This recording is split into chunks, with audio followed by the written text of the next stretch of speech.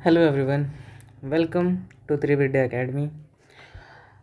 इस लेक्चर में हम पढ़ने वाले हैं मिनरल्स का पार्ट 2, जिसमें हम जो टॉपिक्स कवर करने वाले हैं वो टॉपिक्स है क्लासिफिकेशन ऑफ मिनरल्स। ओके, अब क्लासिफिकेशन ऑफ मिनरल्स में कुछ हमको फेरस मिनरल्स मिलते हैं, कुछ हमको नॉन फेरस मिलते हैं, एंड देन नॉन फेरस और फेरस की बात करें खासकर तो non metallic minerals, mining and population minerals. इन सारे क्लासिफिकेशंस के बारे में हमको खासकर जानना है। और फिर हमको जानना ही है कि जो मिनरल्स होते हैं उनका ओवर एक्सप्लॉयटेशन से क्या क्या हमको नुकसान हो सकता है, और उनका कंजर्वेशन का कैसे करेंगे और करना ज़रूरी क्यों है। इन सारी चीज़ों के बारे में आज हम जानने वाले हैं। क्लासिफिकेशन ऑफ मिनरल्स की बात करें ना, तो मिनरल्स को हम बेसिकली बांटते हैं तीन क्लासेस में हम मान सकते हैं। एक तो सबसे पहला क्लास ये हो गया नॉन मेटालिक मिनरल्स का। ठीक है, पहला क्लास इसका हो गया नॉन मेटालिक मिनरल्स का। एक मेटालिक और एनर्जी मिनरल्स। अब देखो डिफरेंस समझो क्या क्या होता है। नॉन मेटालिक खासकर ऐसे मिनरल्स होते हैं ना जिसमें मेटल्स हमको नहीं मिलते हैं। ठीक है, एग्जांपल में देखो जैसे साल्ट है। साल्ट हमारे फूड कंजम्पशन में एक इम्पॉर्टेंट मिनरल होता है जो कि चाहिए हमको। ग्रेफाइट है, ग्रेफाइट भी एक अच्छा मिनरल जिसका हम पेंसिल यूज़ करते हैं और अलग अलग चीज़ों में जैसे बैटरीज में भी यूज़ करते हैं। ये जो हमारे मिनरल्स हैं ना खासकर नॉन मेटालिक मिनरल्स, इसमें हमको मेटल्स नहीं मिलते हैं। ठीक है, तो मेटल के लिए मेटालिक और एक नॉन मेटालिक। ठीक है, ये दो क्लासिफिकेशन तो समझ में आए। तीसरा क्लासिफिकेशन हमको जो मिलेगा, तीसरा क्लासिफिकेशन होता है एनर्जी मिनरल्स का। अब देखो मिनरल्स का काम ये तो है कि भाई हमको डेली कहीं ना कहीं किसी ना किसी काम में हेल्प कराए, कोई उससे हम चीज़ बना सके। लेकिन एक और मिनरल्स तो होते हैं ना जिनका यूज़ हमको एनर्जी देना होता है। जैसे में तुम्हारे कोल हो गए, पेट्रोलियम प्रोडक्ट्स हो गए। अब जैसे कोयला ही ले लो, कोयले का काम ये तो होता नहीं है कि उससे तुम कोई वस्तु बना लोगे, कोई ऑब्जेक्ट, कोई इंस्ट्रूमेंट बना लोगे। ठीक, लेकिन कोयले का यूज़ हम किस में करते हैं? एनर्जी के लिए। पेट्रोलियम का यूज़ भी हम किस में करते हैं? एनर्जी के लिए। ठीक है, तो ऐसे प्रोडक्ट्स के लिए हमने एक अलग क्लासिफिकेशन बना लिया जिसको हम बोलते हैं क्या? Energy minerals. आज हमारा ज़्यादातर फोकस होने वाला है नॉन मेटालिक मिनरल्स पर और मेटालिक मिनरल्स पर। ठीक है, अब देखो पहले हम मेटालिक मिनरल कवर करेंगे। ओके, मेटालिक मिनरल जो है ना, मेटालिक मिनरल को हम बांटते हैं दो क्लासिफिकेशंस में। ठीक है, तो पहले को हम बोलते हैं फेरस, दूसरे को बोलते हैं नॉन फेरस। अब फेरस का मतलब क्या हुआ? अब देखो फेरस का मतलब अगर समझो ना, तो फेरस का मतलब होता ये है कि जैसे इसमें आयरन का कंटेंट ज़्यादा होना चाहिए, और अगर आयरन का कंटेंट कम भी हो ना, तो इसके अंदर एक चीज़ वो होना चाहिए जैसे मैग्नेटिक प्रॉपर्टी। ठीक है, कौन सी प्रॉपर्टी होनी चाहिए? Magnetic property. अब क्वेश्चन तो आना चाहिए कि भाई इसका क्या लेना देना है। अब देखो जितने भी हमारे खासकर ऐसे एलिमेंट्स होते हैं ना जो मैग्नेट के थ्रू अट्रैक्ट हो सकते हैं, खासकर देखो निकेल, कोबाल्ट, मैग्नीज और हमारा खुद का आयरन भी। ये सारे जो 4-5 मिनरल्स हैं ना, ये मिनरल्स के अंदर एक क्वालिटी होती है, कैरेक्टरिस्टिक्स होता है, उनकी प्रॉपर्टी होती है कि ये मैग्नेट से, जो हमारा नेचुरल मैग्नेट होता है उससे ये अट्रैक्ट हो सकते हैं। ठीक है, और जैसे हम सुनते हो ना कि जैसे फैंस वगैरह में हम खुद का एक मैग्नेट क्रिएट करते हैं, उसमें जो मेटल्स यूज़ हो रहे होते हैं वो निकल कोबाल्ट ही होते हैं, जो एक क्या बोल सकते हो आर्टिफिशियल मैग्नेट की तरह काम करते हैं। तो एक तो ये हो गया फेरस। सेकंड हमारा आता है नॉन फेरस एलिमेंट्स, जिसका वही इसका अपोजिट कर लो। इसमें अगर मैग्नेटिक प्रॉपर्टीज़ है तो नॉन फेरस में मैग्नेटिक प्रॉपर्टीज़ नहीं होंगी। क्लियर? तो अब नॉन फेरस में मतलब क्या क्या आ सकता? नॉन फेरस की जब बात करेंगे तो नॉन फेरस में तुम्हारे मेजरली आएंगे बॉक्साइट्स। बॉक्साइट्स किसका मिनरल होता है? एल्यूमिनियम का, याद रखना। ठीक है, एल्यूमिनियम का। फिर आएगा कॉपर और आएगा लेड। और इसके अलावा अगर बात कर लें हम तो हमारे पास और क्या बोल सकते हैं हम, मेटल्स में जैसे और भी मेटल्स हैं, जैसे गोल्ड हो गया, सिल्वर हो गया, ये सब भी तो हमारे मिनरल्स ही है ना। तो ये सभी मिनरल्स किस में आएंगे? नॉन फेरस मिनरल्स में। देखो क्लासिफिकेशन तो हमने देख लिया कि हाँ मेटल्स को हमने और मिनरल्स को हमने इन क्लासिफिकेशंस में हमने बांटा हुआ है। क्वेश्चन अब ये आता है कि जितने भी हमारे ये मेटल्स हैं वो खासकर कैसे मिलते हैं, कहाँ कहाँ मिलते हैं, हमको पता क्या क्या करना है। सबसे पहला प्लेस, ठीक है, कि वो कहाँ कहाँ मिलते हैं, और प्लेस पे हमारा फोकस कहाँ होगा, इंडिया में। कि इंडिया में अगर कोई भी मिनरल है, जैसे आयरन हो गया, जैसे एल्यूमिनियम हो गया, तो ये इंडिया में कहाँ मिलते हैं, हमारा पहला फोकस ये होना चाहिए।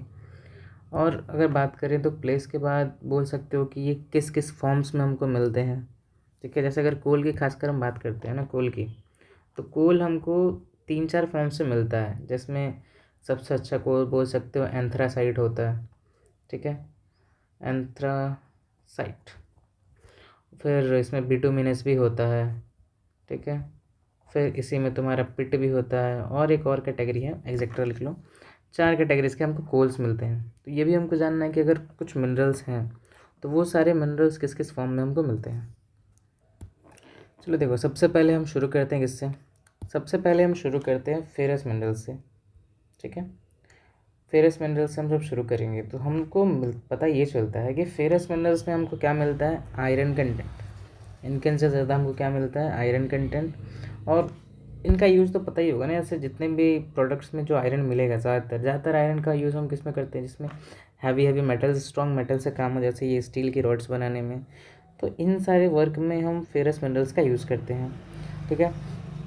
अब अगर बात करो ना वैल्यू की, तो जैसे जितना भी हमारा प्रोडक्शन होता है, ठीक है, मिनरल्स का और खासकर ये मेटल्स का, उसमें बस ये जो फेरस मिनरल्स होते हैं ना, वो three fourth of total value of production होते हैं मेटालिक मिनरल्स के। मतलब जितने भी हम मिनरल्स में हम जितने भी मेटल्स का प्रोडक्शन कर रहे हैं, तो मेटल्स में अगर हम 100 kg प्रोड्यूस कर रहे हैं, तो 100 kg में 3/4 75 kg हमारा कहाँ चला जाएगा, ये फेरस मिनरल्स में। और 25 kg ही हम अदर मेटालिक मिनरल्स कर रहे होते हैं। तो ये हमारा सबसे इम्पोर्टेंट है, बिकॉज यहाँ पर क्वांटिटी देखो, सबसे ज़्यादा क्वांटिटी किसका है, फेरस मिनरल्स का। 3/4 क्वांटिटी हम ज़्यादा प्रोड्यूस किससे करते हैं, ठीक है। तो फेरस मिनरल्स की ये कुछ बातें हैं। अब देखो, फेरस मिनरल्स के बिना अलग अलग, जैसे इसमें अलग अलग मिनरल्स हैं, उनके बारे में हमको पढ़ना है, ठीक है। तो अगर सबसे पहले बात करो, सबसे इम्पोर्टेंट जो मिनरल है फेरस मिनरल्स में, वो हमारा कौन सा मिनरल है, वो हमारा खुद आयरन है। मतलब जिसका क्वांटिटी हमको ज़्यादा मिलता है फेरस मिनरल्स में, वो खुद क्या है, आयरन। अब आयरन की अगर बात करोगे तो देखो, इंडिया में आयरन मतलब बहुत अच्छी क्वालिटी का भी मिलता है और क्वांटिटी का भी है, ठीक है। और हमको आयरन के अगर ओर्स की बात करें ना, तो ओर्स देखो हमारे पास कुछ मेजर ओर्स हैं। जैसे एक है मैग्नेटाइट, हेमेटाइट ओर है, ठीक है। और साथ में अगर देखो तो हमको मिलता है, इसमें 2 ही दिए हुए हैं, बट और भी आयरन्स के ओर्स होते हैं। मेरे हिसाब से शायद आप लोग को यही तो रखना होगा आपके बुक्स के अकॉर्डिंग। देखो, आयरन ओर की अगर बात करें ना, तो आयरन के जितने भी ओर्स होते हैं उसमें सबसे अच्छी क्वालिटी का आयरन ओर होता है कौन सा, मैग्नेटाइट, ठीक। और आयरन की अगर बात करो, देखो आयरन ओर हमारी इंडस्ट्रीज़ का आयरन क्या है, बैकबोन है। इसके बिना हम इंडस्ट्रीज़ के बारे में सोच तक नहीं सकते। तो एक इंडस्ट्रीज़ में चाहे कोई मशीन बनानी हो, चाहे कोई भी इक्विपमेंट बनाना हो, वो आयरन से ही बनता है, ठीक है। तो आयरन हमारे लिए बोल सकते हो एक बहुत इम्पॉर्टेंट एलिमेंट है, मिनरल है। अब इस मिनरल के ओर्स में सबसे टॉप क्वालिटी का हमारे पास ओर कौन सा है, मैग्नेटाइट। अब ये सबसे अच्छी क्वालिटी का क्यों है, क्योंकि इस ओर में ना हमको आयरन का कंटेंट अराउंड 70% मिलता है। अब 70% का मतलब क्या हुआ, जैसे मान लो ना कि ये आयरन का मैग्नेटाइट ओर है। ये कौन सा ओर है, मैग्नेटाइट ओर है। अब इस मैग्नेटाइट ओर में इतना बड़ा अगर हमको पत्थर मिल रहा है ना, अगर इसका वेट 100 kg है, तो इसमें से हमको 70 kg क्या मिलेगा, आयरन। यही बात बोल रहा है कि ये जो मैग्नेटाइट है ना, इसमें एक अच्छी क्वालिटी का ये आयरन का ओर होता है, जिसमें हमको ज़्यादातर आयरन का क्वांटिटी मिलता है।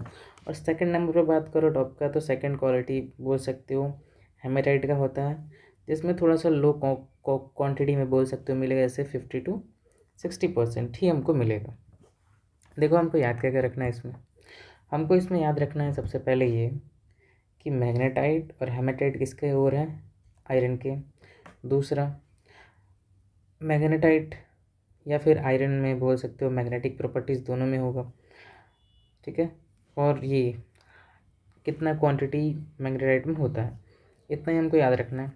ज़्यादा से ज़्यादा हमको फोकस देना है इधर इधर डिस्ट्रीब्यूशन में, कि आयरन ओर्स का डिस्ट्रीब्यूशन कहाँ कहाँ हमको मिलता है। तो सबसे पहले इंडिया में अगर हम खासकर बात करें ना, तो हमारे पास 4 बेल्ट आते हैं। 4 बेल्ट में कौन कौन?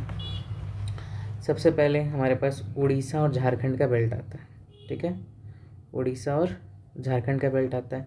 सेकंड में अगर यहाँ पर बात करें तो आता है हमारे पास दुर्ग का बेल्ट, ठीक है।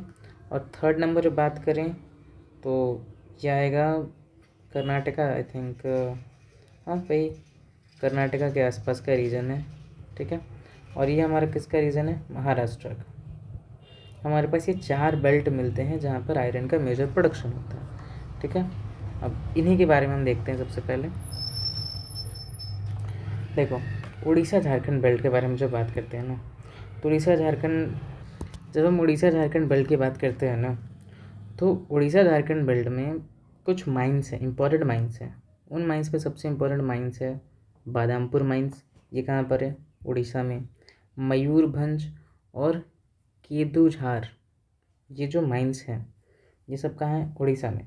और झारखंड में खासकर बात करूँ तो गऊ एंड नौगुड़ी, और ये कहाँ है, सिंहभूम डिस्ट्रिक्ट। ये सारे उड़ीसा और झारखंड बेल्ट में जो फेमस बोल सकते हो आयरन के माइंस हैं। अब दुर्गा बस्तर रीजन में देख लो, दुर्गा बस्तर रीजन में कहाँ कहाँ मिल रहा है, बस्तर डिस्ट्रिक्ट में है, ठीक है।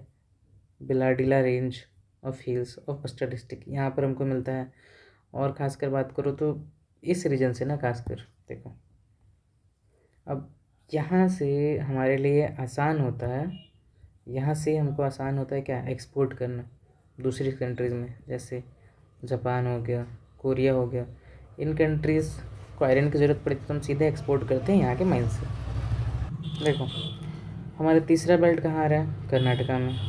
कर्नाटका में वही केदोरमुख डिपॉजिट, केदोरमुख सबसे, बेलारी, चित्तौड़गढ़, चिकमंगलूर, तुमकारू, ये सब जो जगह है ना, यहाँ पर भी इम्पोर्टेंट हमारी माइंस है।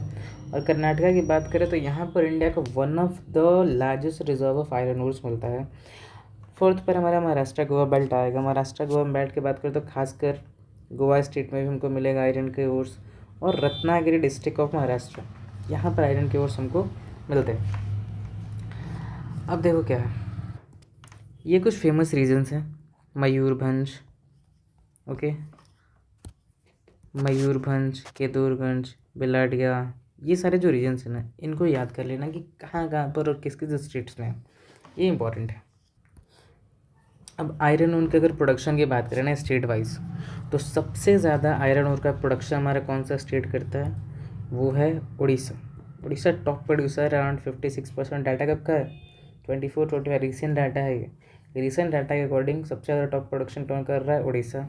और अगर सेकंड नंबर की बात करें तो टॉप प्रोडक्शन कौन कर रहा है, छत्तीसगढ़। और कर्नाटका हमारा थर्ड नंबर पर आएगा। क्लियर। देखो फेरस मिनरल्स में ही ना हमारा सेकंड आता है क्या, मैग्नीज।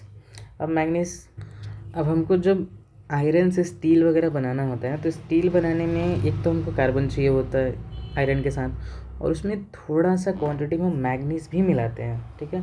और अगर मैग्नीज का यूज़ जैसे हम कोई क्या बोलते हैं, आर्टिफिशियल जब मैग्नेट बनाते हैं ना, तो उसमें भी हमको मैग्नीज से कुछ क्वांटिटी चाहिए होता है। तो मैग्नीज भी हमारा एक इम्पॉर्टेंट फेरस मिनरल है। अब देखो यहाँ पर बोल रहा है ना कि जैसे हमको अगर 1 टन स्टील बनाना हो तो हमको 1 टन स्टील में क्या चाहिए, 10 kg ऑफ मैग्नीज चाहिए, ठीक है। अब मैग्नीज का टॉप प्रोड्यूसर कौन सा है, उड़ीसा हमारा टॉप प्रोड्यूसर है। आयरन का भी टॉप प्रोड्यूसर कौन है, उड़ीसा। और मैग्नीज का भी टॉप प्रोड्यूसर कौन है, उड़ीसा। अब आगे चलते हैं तो देखो, अब हमको देखना है नॉन फेरस मिनरल्स के बारे में। अब नॉन फेरस मिनरल्स में जो हमारे मेजर नॉन फेरस मिनरल्स है वो है कॉपर, बॉक्साइट, लेड, जिंक और गोल्ड, ठीक है। ये हमारे मेजर्स हैं। अब इनका भी बोल सकते हो कि इंडस्ट्रियल डेवलपमेंट में एक मेजर यूज़ होता है, जैसे कॉपर, लेड, इन सब का यूज़ अगर देखो इंडस्ट्रीज़ में एक अच्छा खासा बोल सकते हो वेटेज रखते हैं। तो सबसे पहले हम देखते हैं कॉपर को। अगर हम यूज़ की बात करें ना, तो यूज़ में हम कॉपर का ज़्यादातर यूज़ हम किस में करते हैं, खासकर हम वायर्स में करते हैं, ठीक है। और केमिकल इंडस्ट्रीज़ में, अगर 10th क्लास में पढ़ा होगा वो केमिकल रिएक्शंस, देखना ज़्यादातर जो कंपोनेंट होंगे ना वो कॉपर के साथ ही मिक्स किए जाते होंगे, ठीक है। तो सबसे ज़्यादा हम किस में यूज़ करते हैं, इलेक्ट्रॉनिक्स में और केबल्स वगैरह के मैन्युफैक्चरिंग में। इंडिया में ना कॉपर की माइंस अगर बोलूँ तो गिनी चुनी है। ज़्यादा इंडिया में हम ज़्यादा कॉपर का प्रोडक्शन नहीं करते। इंडिया में हमको इंपोर्ट करना पड़ता है दूसरी कंट्री से, क्योंकि इंडिया जो है वो कॉपर के सेंस में, कॉपर के पर्सपेक्टिव से इंडिया एक डेफिसिट कंट्री है। मतलब हमारे पास कम कॉपर है, जितना हमको रिक्वायरमेंट चाहिए उतना उतना कॉपर हमारे पास नहीं है। फिर भी जो कुछ भी हमारे पास माइंस हैं, उन माइंस में देखो, एक बालाघाट माइंस है, कहाँ पर है, मध्य प्रदेश, खेतरी माइंस राजस्थान, और सिंहभूम डिस्ट्रिक्ट झारखंड। ये कुछ मेजर एरियाज है जहाँ पर कॉपर का प्रोडक्शन होता है। ओके, लोकेशन देख लो। यहाँ पर हमारे कौन सी माइंस हैं, यहाँ पर है खेतरी माइंस राजस्थान का एरिया, फिर यहाँ पर हमारा झारखंड का एरिया, ठीक है। ये कुछ मेजर माइंस है, लेकिन हमको याद कर रखना है सिंहभूम डिस्ट्रिक्ट में क्या मिलता है, कॉपर। और ये मध्य प्रदेश का एरिया हो गया, जहाँ पर हमने एक माइन पढ़ा, जहाँ पर हमने माइंस क्या पढ़ा, बालाघाट, बालाघाट, खेतरी, और ये सिंहभूम, सिंहभूम डिस्ट्रिक्ट है झारखंड में। ये फेमस क्या है, रीजन है प्रोडक्शन के। अब अगर टॉप प्रोड्यूसर्स की बात करूँ, टॉप प्रोड्यूसर्स मध्य प्रदेश, राजस्थान और झारखंड। अब बॉक्साइट को देखो, बॉक्साइट में देखो, अगर हम अर्थ पे खासकर बात करें ना, अर्थ पे मेजरली जो हमको ज़्यादातर एलिमेंट्स मिलते हैं, ठीक है। एलिमेंट्स किसकी हम बात कर रहे हैं, एलिमेंट्स। तो सबसे ज़्यादा पूरे अर्थ में हमको एलिमेंट मिलता है वो होता है ऑक्सीजन। एक नंबर पे सबसे ज़्यादा कौन मिलता है, ऑक्सीजन। सेकंड नंबर पे हमको मिलता है सिलिकॉन, ठीक है। और थर्ड नंबर पे क्या मिलता है, एल्यूमिनियम, ठीक है। एल्यूमिनियम शायद ये सेकंड या थर्ड ऐसे कुछ हो सकता है। बस इतना जानो कि अगर मेटल में बात करें ना, सबसे ज़्यादा मेटल में हमको क्या मिलता है, एल्यूमिनियम। अब एल्यूमिनियम मिल तो इतना ज़्यादा रहा है, लेकिन क्या हर एक जगह से मिलने वाला एल्यूमिनियम यूज़फुल है, नहीं। एल्यूमिनियम हमको यहाँ भी मिल जाएगा, ये जो मिट्टी के छोटे छोटे पार्टिकल्स हैं ना, इसमें भी मिल जाएगा। लेकिन क्वेश्चन ये आएगा कि इन मिट्टी से जब हम एल्यूमिनियम निकालेंगे, क्या वो वर्थ इट होगा, जितना हमारा खर्चा लगा होगा एल्यूमिनियम को निकालने में, क्या उतने कम एल्यूमिनियम नहीं मिलेगा उतना एल्यूमिनियम। तो इसके लिए होता ये है कि एल्यूमिनियम जब अच्छी क्वांटिटी में कहीं पर मिलता है ना, तो वहाँ से हम एल्यूमिनियम का एक्टिवेशन करते हैं, और उसी को जिस मिनरल से मिलता है उसका हम बोलते हैं एल्यूमिनियम का मिनरल। जैसे हमारे पास एग्जांपल में ये पत्थर है, इसमें हमको एल्यूमिनियम का क्वांटिटी ज़्यादा मिलेगा, ठीक है। अब देखो टॉप प्रोड्यूसर में कौन कौन सी जगहें हैं, जैसे माइका हिल्स अमरकंटक प्लेटू में है, ठीक है। बिलासपुर कटनी का रीजन खासकर ये छत्तीसगढ़ में है। और ये पंचपटमाली, ये कहाँ पर है, उड़ीसा में। ये कुछ फेमस माइंस है जहाँ पर हमको बॉक्साइट के मिनरल्स मिलते हैं। नेक्स्ट है हमारा माइका। अब माइका देखो, माइका होता क्या है, माइका एक नॉन मेटालिक मिनरल है। इसका यूज़ किस किस चीज़ों में होता है, वो फिटकिरी सुना है, फिटकिरी जैसे ऐसा कुछ दिखता होगा, ऐसा कुछ, ठीक है। तो फिटकिरी जो होता है ना, खासकर हमारा जो हमको फिटकिरी वगैरह मिलता है, या फिर ये चमकीले पत्थर जो हमको मिलते हैं, इन पत्थरों का यूज़ करके ऐसे मेकअप के प्रोडक्ट्स बनाए जाते हैं, कॉस्मेटिक्स बनाए जाते हैं। तो इन्हीं को ना, जो पत्थर मिलते हैं उनको हम क्या बोलते हैं, माइका, ठीक है। अब हर एक पत्थर को माइका मत बोलने लगना, उनके कुछ अलग से क्वांटिटी होता है, उसका एक अलग, वो अलग ही मिनरल है, ठीक है। ज़्यादा डीप जानने की ज़रूरत नहीं, बस इतना जानोगा, ये जो पिक्चर्स हमको दिख रहे हैं वो क्या है, माइका है। अब देखो इनकी कुछ प्रॉपर्टीज़ होती हैं। सबसे पहला तो ये बहुत सारे कलर्स में हमको मिलते हैं, कभी हमको ब्लैक में मिल जाएगा, ग्रीन में मिल जाएगा, रेड, येलो, हरा, पीला, नीला, किसी कलर में ही मिल सकता है। इनका एक प्रॉपर्टी जो सबसे इम्पोर्टेंट प्रॉपर्टी होता है ना, वो होता है इनका रेसिस्टेंस। ये रेसिस्टेंट होते हैं हाई वोल्टेज के, मतलब जो इलेक्ट्रिसिटी है ना, इनके आर पार नहीं जा सकती है। तो बार बार नहीं जा सकते, हम इनका यूज़ कहाँ करेंगे। इनका यूज़ ज़्यादातर होता है इलेक्ट्रिक कंपोनेंट्स बनाने में, जैसे फ्यूज़ वगैरह जो हम घरों में यूज़ करते हैं ना। तो फ्यूज़ तो मान लो कि ये कुछ कनेक्ट करने वाले वायर्स हो गए, और इसके बाहर का जो कवर होता है ना, वो हमारा बना किससे होता है, वो हमारा बना होता है माइका से। ठीक है, वो किससे बना होता है, माइका से। अब देखो, इसका जो टॉप प्रोडक्शन का एरिया है, वो एरिया कहाँ कहाँ पर है, नेल्लोर, नेल्लोर में है, हज़ारीबाग बेल्ट में है, कोडरमा, गया, झारखंड, आंध्र प्रदेश, इन जगहों पर कहाँ है, उनका टॉप प्रोडक्शन का एरिया है। ये पढ़ लेना, अजमेर में भी है, छोटा नागपुर प्लेटू में भी है, ये कुछ एरिया है। अब चलो बात करते हैं, कुछ पत्थरों के बारे में बात कर लें। हमने मेटल्स देख लिए, नॉन मेटल्स देख लिए, अब कुछ पत्थरों के बारे में बात करते हैं। पत्थरों में देखो खासकर होता ही है ना कि हमारे पास रॉक्स मिनरल्स भी होते हैं। ठीक है, अब रॉक्स मिनरल में होता ये है कि सबसे ज़्यादा इम्पोर्टेंट हमारा मिनरल जो है रॉक्स में, वो है लाइमस्टोन। लाइमस्टोन जैसे वो बड़े बड़े टाइल्स वगैरह, या फिर ये दिख रहा है, ये ऐसे पत्थरों को हम क्या बोलते हैं, लाइमस्टोन। ठीक है, अगर तुम खासकर बात करो तो ये बने किससे होते हैं, कैल्शियम कार्बोनेट से, या फिर कैल्शियम मैग्नीशियम कार्बोनेट, इनसे ही बने होते हैं। और ये मिलते कहाँ पर है, सेडिमेंट्री रॉक, ये याद रखना। लाइमस्टोन हमको कहाँ मिलते हैं, सेडिमेंट्री रॉक में। ठीक है, अब इनका यूज़ तो पता ही होगा, लाइमस्टोन का ज़्यादातर यूज़ सीमेंट इंडस्ट्री में होता है, सीमेंट वगैरह के मैन्युफैक्चरिंग में होता है। ठीक है, और ख़ासकर जैसे हमको आयरन को जब क्या बोल सकते हो, क्लीन करना होता है ना, आयरन को जो प्रोसेस करे तो आयरन के ओर को, तो वहाँ पर भी इसका लाइमस्टोन का यूज़ हम करते हैं। अगर लाइमस्टोन में ज़्यादा कन्फ्यूज़न हो ना कि लाइमस्टोन होता है क्या, तो घरों में वो चौक देखा है, चौक हो गया, जो पहले के टीचर्स यूज़ किया करते थे ब्लैक बोर्ड पे, वो भी चौक किससे बना होता है, लाइमस्टोन का बना होता है।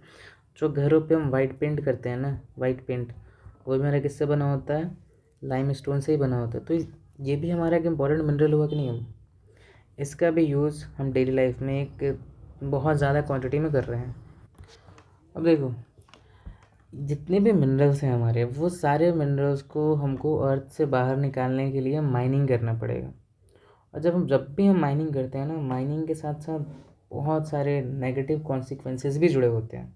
अब उन नेगेटिव कॉन्सिक्वेंसेस में कौन कौन से कॉन्सिक्वेंसेस होते हैं, देखो सोचते हैं क्या क्या क्या कॉन्सिक्वेंसेस हो सकते हैं।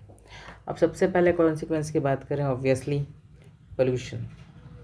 बहुत पोल्यूशन होता है। कैसे, हमने मान लो माइनिंग किया, माइनिंग के टाइम पहले तो डस्ट उड़ेगा, फिर जो केमिकल्स वगैरह निकलेंगे अर्थ से हमारे, वो वाटर को ख़राब कर सकते हैं। ठीक, ये डस्ट एयर को ख़राब कर सकता है, इससे आसपास का एरिया जो होता है ना, हैबिटेबल नहीं होता।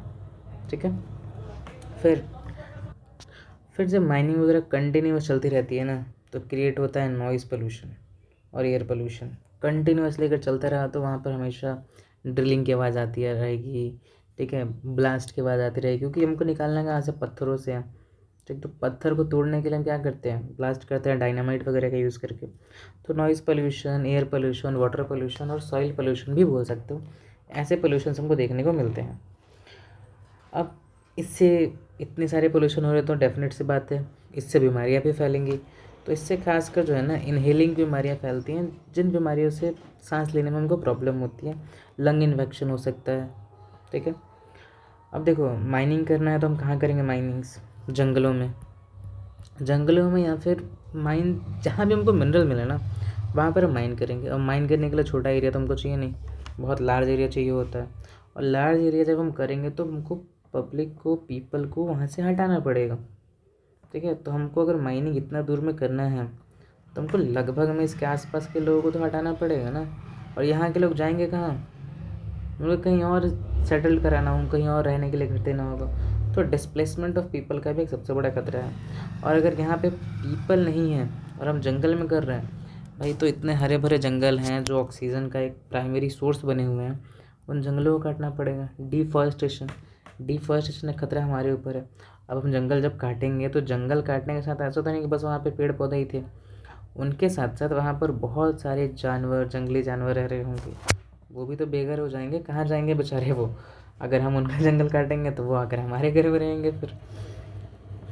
इसके बाद देखो क्या होता है, जैसे एक और माइनिंग के साथ एक सबसे बड़ा खतरा ये होता है कि मान लो कि हम माइनिंग हमने किया, ठीक है, ये मान लो हमारा ज़मीन हो गया, हमने माइनिंग किया, और माइनिंग करके क्या किया ना कि इतना एरिया, रुक जाना एक मिनट, मान लो कि हमने माइन किया और यहाँ से माइन करते करते करते करते यहाँ से हम एंट्री लिए थे, ठीक है, और इतना एरिया हमने खाली कर दिया, ठीक है।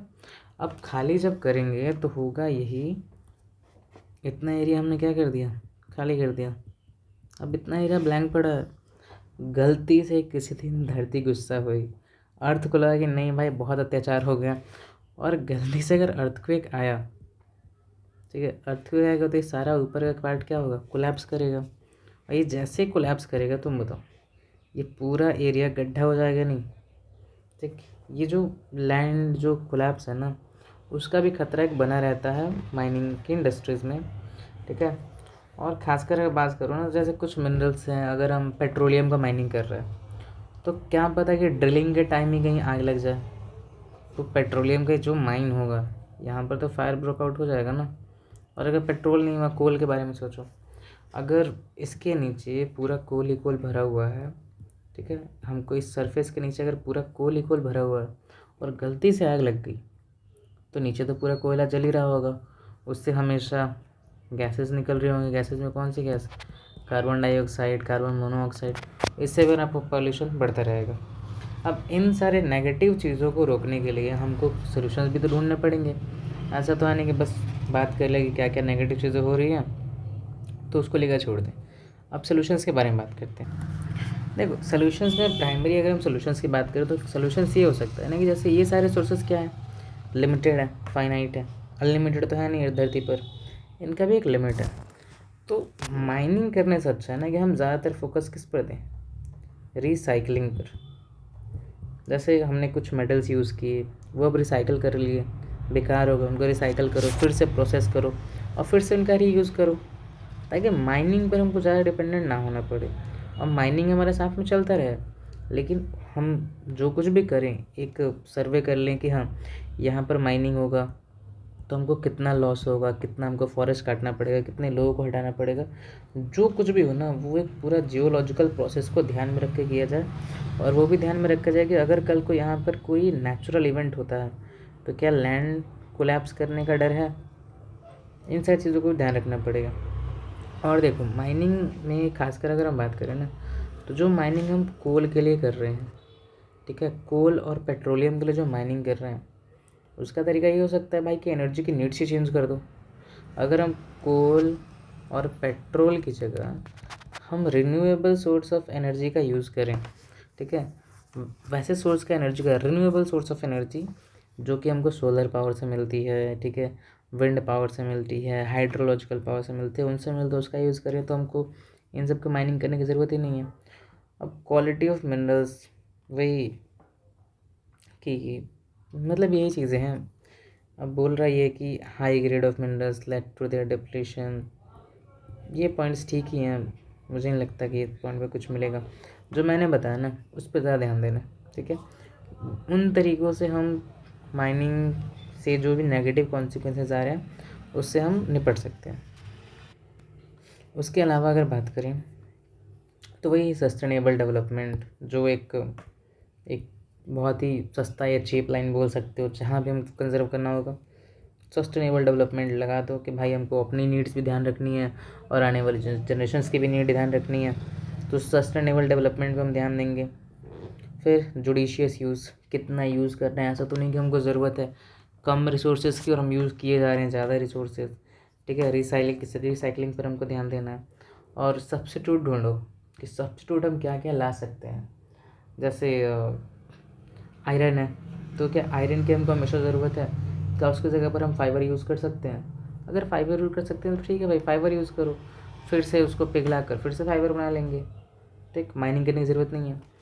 अब होता ही है ना कि अब हर एक चीज़ के प्रॉज एंड कॉन्स होते हैं। अब देखो effective and improve technology, technology in the sense जैसे हम प्रोसेस कर रहे हैं, माइनिंग कर रहे हैं, तो माइनिंग में अगर हम पुराने तौर तरीके यूज़ करेंगे तो डेफिनेट बहुत सारा प्रोडक्ट पोल्यूशन होगा, प्रॉब्लम्स होंगी, फायर ब्रेकआउट हो सकता है। तो एक प्रिकॉशन रखते हुए मॉडर्न टेक्नोलॉजी से जब हम एक्सकवेशन और एक्सप्लोरेशन कर रहे होते हैं ना, तो पहला तो हमारे खर्च कम लगेगा, और दूसरा ये सारे जो इंसिडेंट है ना कि नॉइज़ पोल्यूशन हो रहा हो, एयर पोल्यूशन हो रहा है, इन सारे पोल्यूशंस को हम रोक सकते हैं।